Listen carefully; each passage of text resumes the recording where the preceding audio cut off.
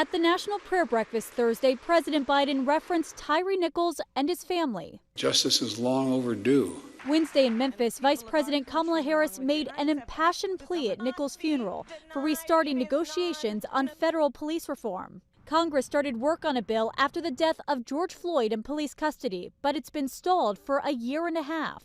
We demand that Congress pass the George Floyd Justice and Policing Act. Joe Biden will sign it.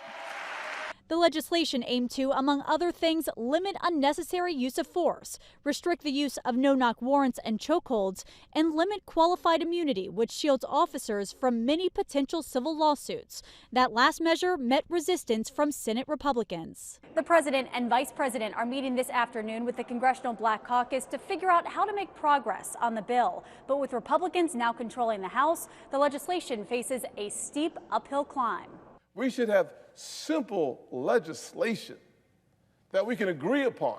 On the Senate floor earlier this week, Republican Tim Scott blamed Democrats for not making a deal on areas where there was common ground. Reforms that included de-escalation training and a duty to intervene, something Tyree Nichols' family is now calling for. Had the duty to intervene been law of the land on the federal level, it could have made a difference in Memphis, Tennessee.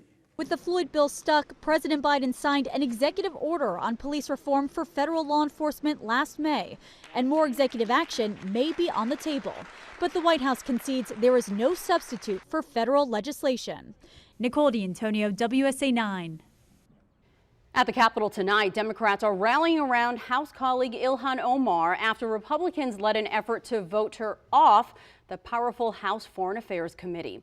House Speaker Kevin McCarthy says Omar has made anti-Semitic and anti-American remarks throughout her time as a member of the House. House Democratic leader Hakeem Jeffries says Omar has made mistakes, but in a tweet he says, quote, "The highly partisan vote to remove Ilhan was not about accountability. It was about political revenge. I will move immediately to seat Representative Omar on the House Budget Committee, where she will defend Democratic values against right-wing extremism."